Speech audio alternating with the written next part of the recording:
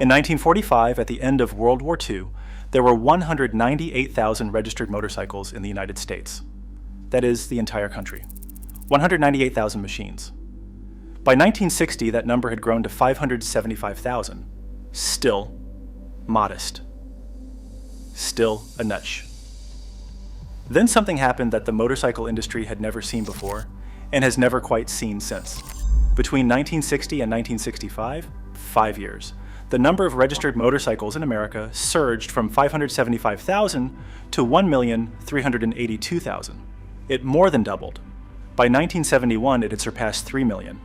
And as of 1974, Americans had registered a total of 5 million motorcycles on the country's roads and highways. 5 million motorcycles in a country of 210 million people. 1 for every 42 Americans. In a decade and a half. What caused that?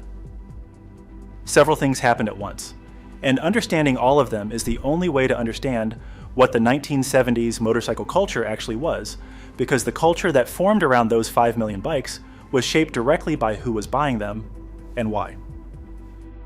The first force was Easy Rider.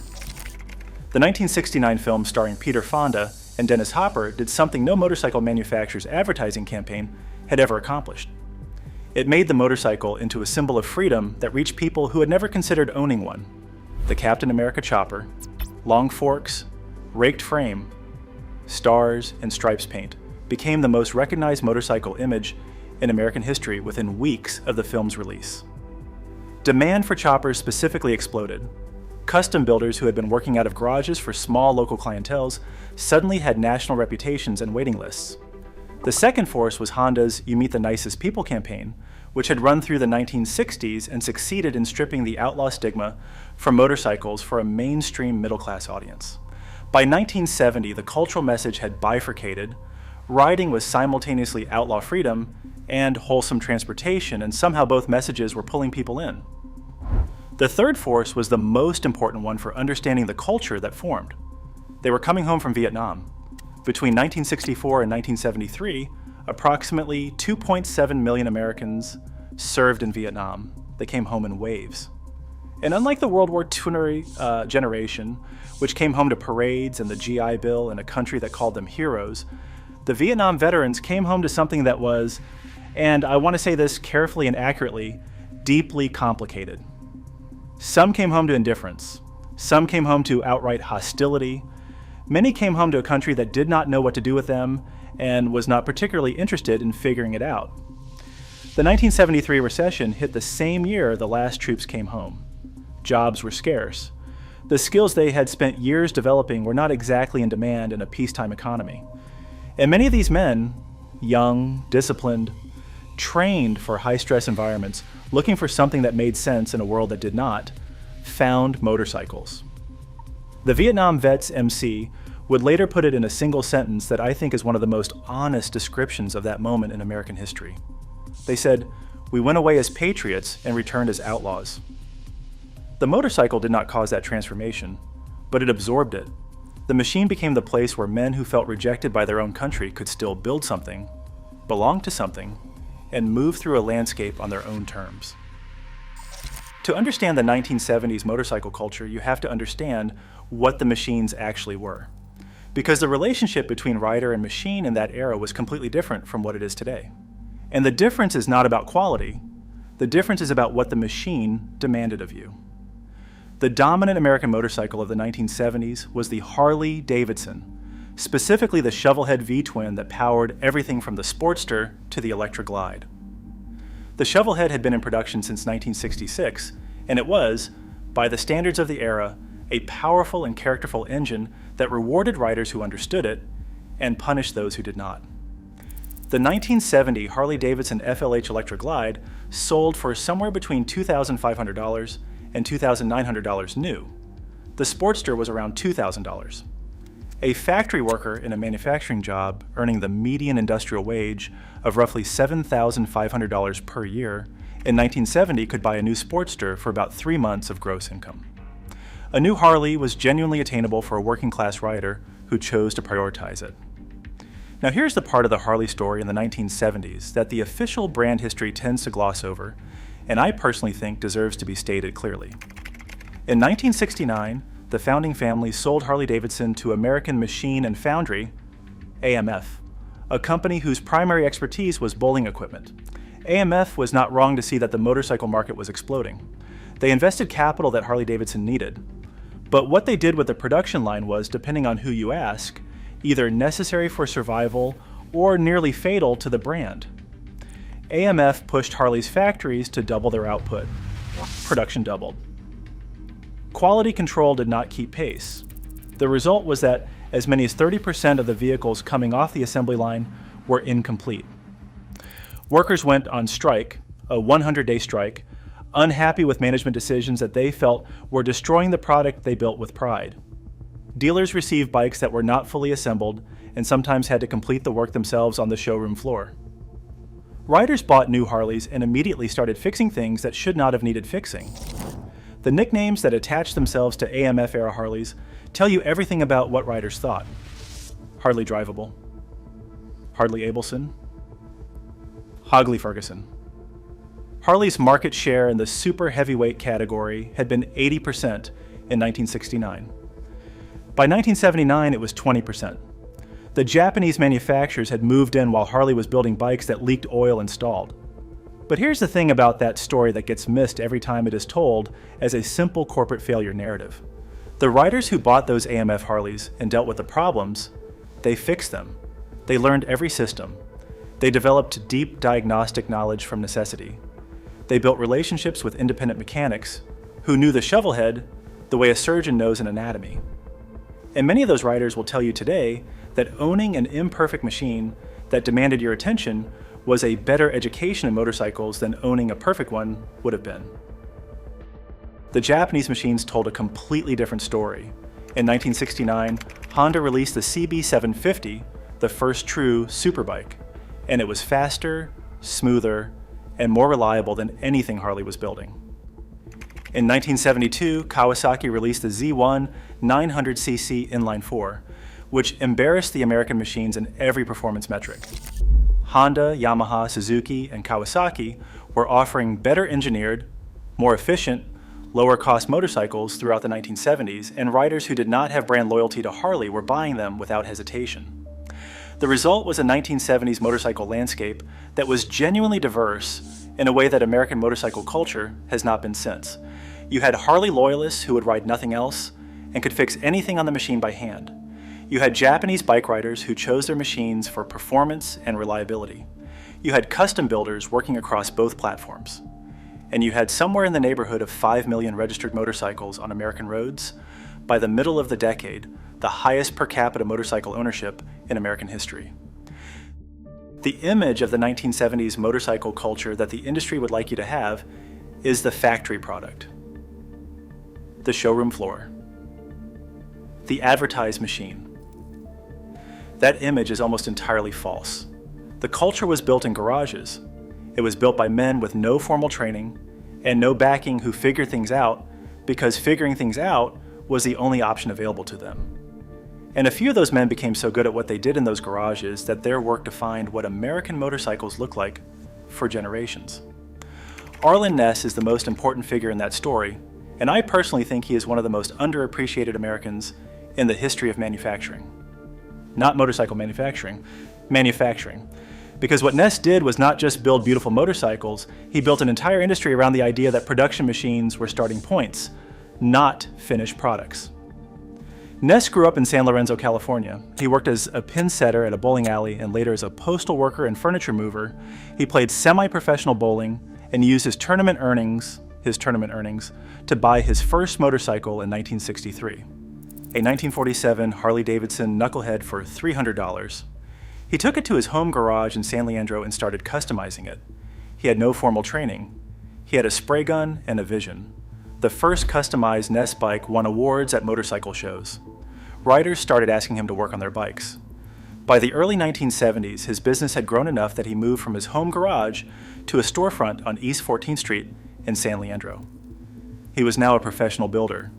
He created his first catalog, actually, as he described it, a list that his wife Bev typed up with handwritten prices next to each item. What Ness built in those years was not the Easy Rider chopper. He explicitly rejected that direction.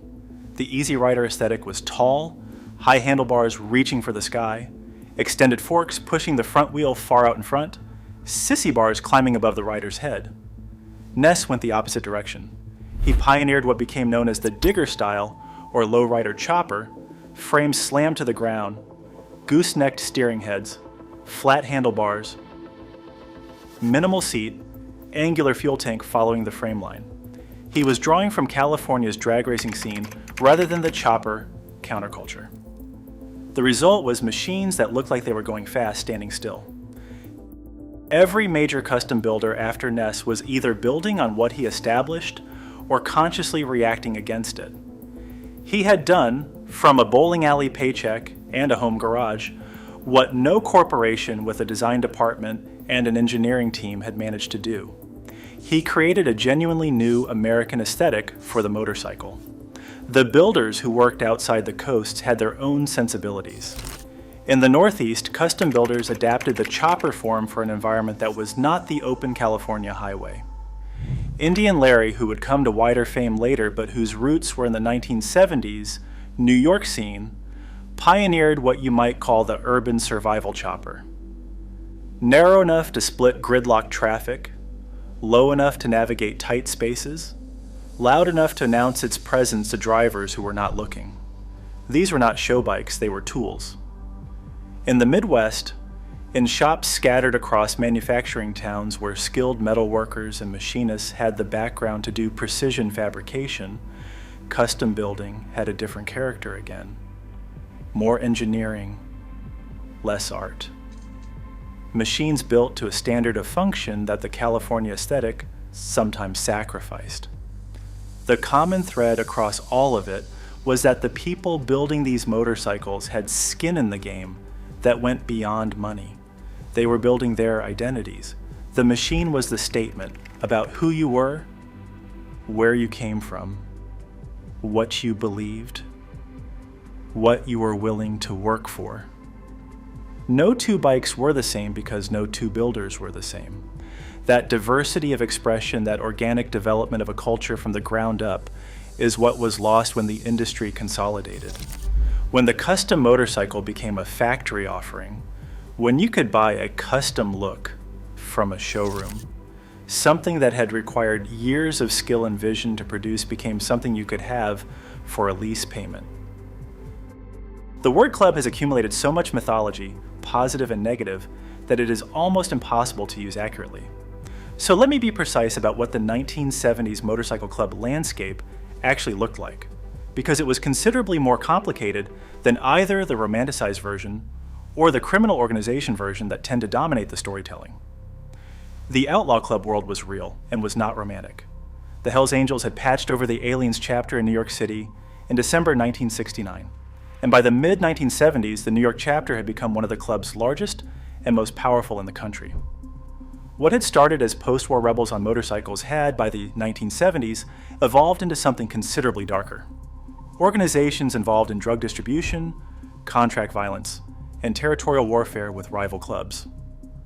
The biker wars of the 1970s were not mythologized outlaw freedom. They were real conflicts over real criminal enterprise that resulted in real deaths. But the outlaw world was not the motorcycle club world. It was a fraction of it, and the fraction it represented had an outsized cultural footprint that obscured the much larger community underneath. The AMA, the American Motorcyclists Association, had hundreds of sanctioned clubs across the country. These were the clubs that organized charity rides, that showed up to support veterans events, that ran the Daytona Bike Week activities, and the Sturgis Rally festivities that were not about criminality. These clubs provided the same function for their members that the outlaw clubs provided for theirs: brotherhood, belonging, a shared identity built around a shared passion without the criminal element. Sturgis itself tells the story of how the community grew through the decade.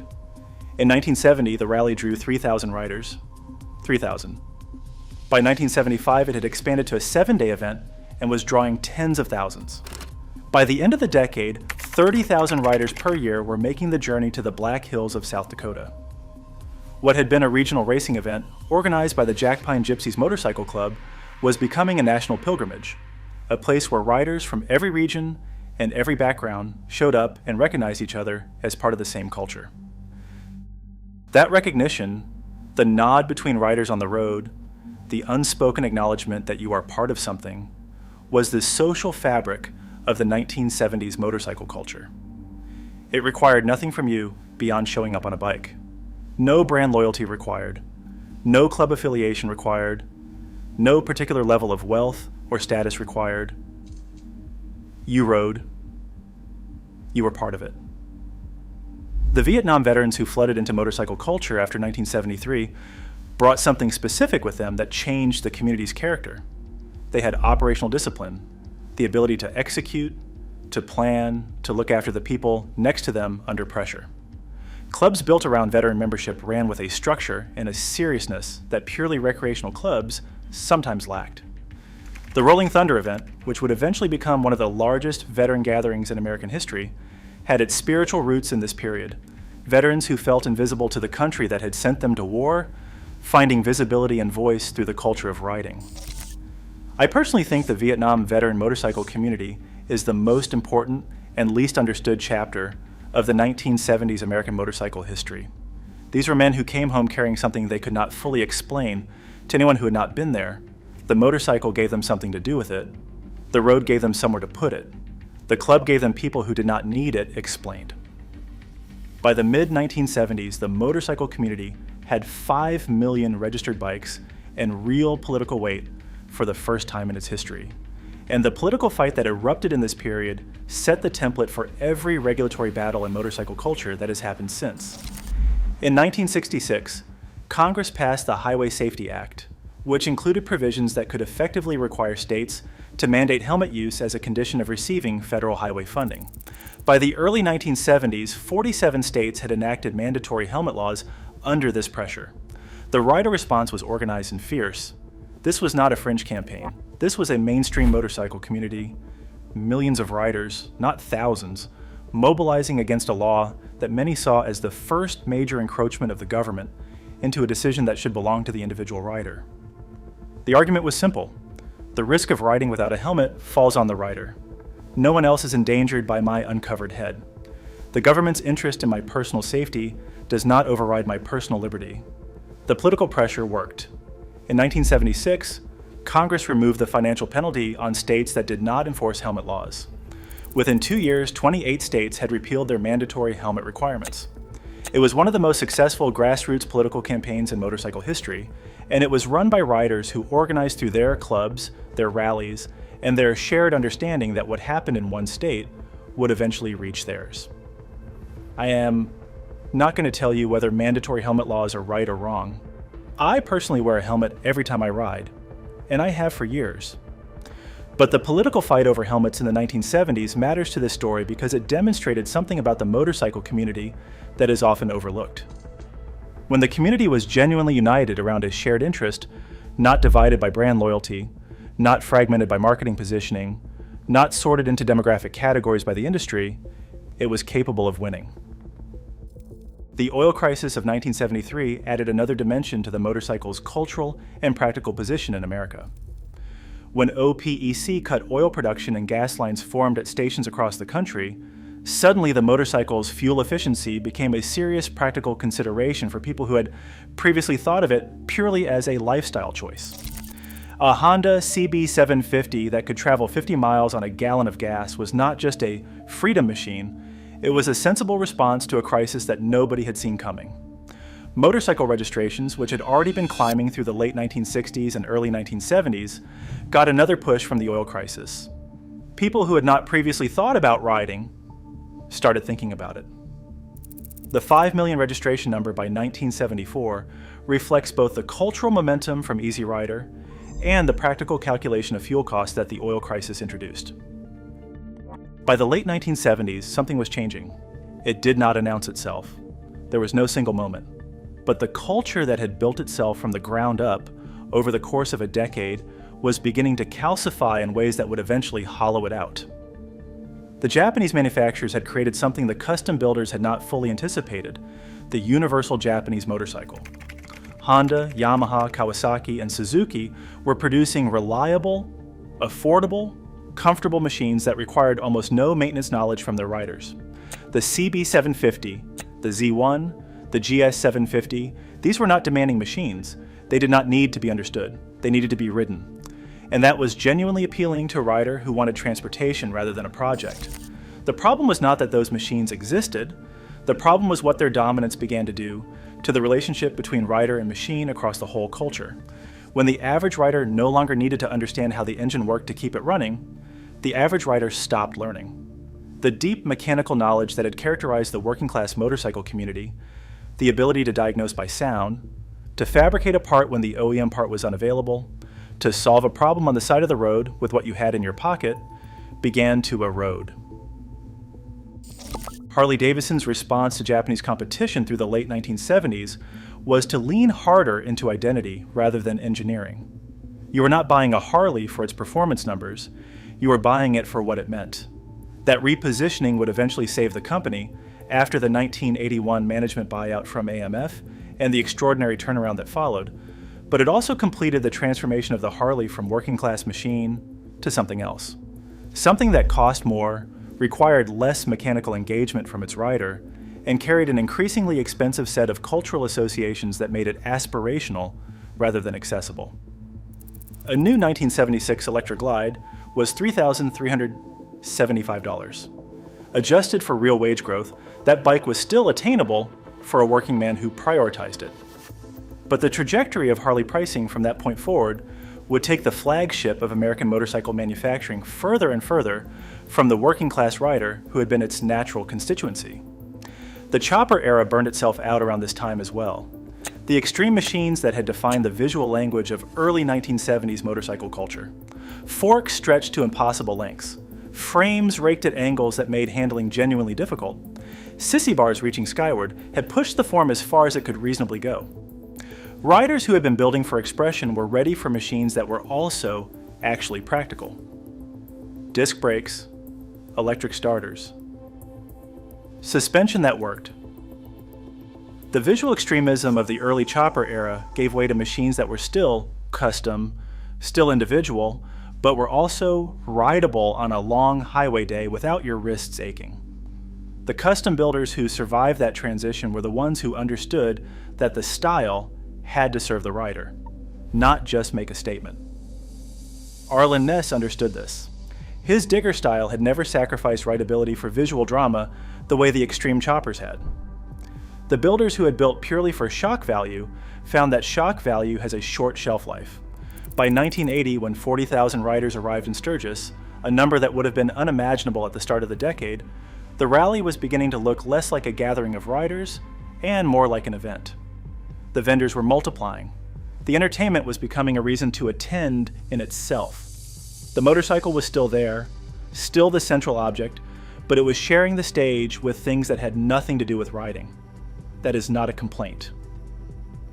Growth is growth.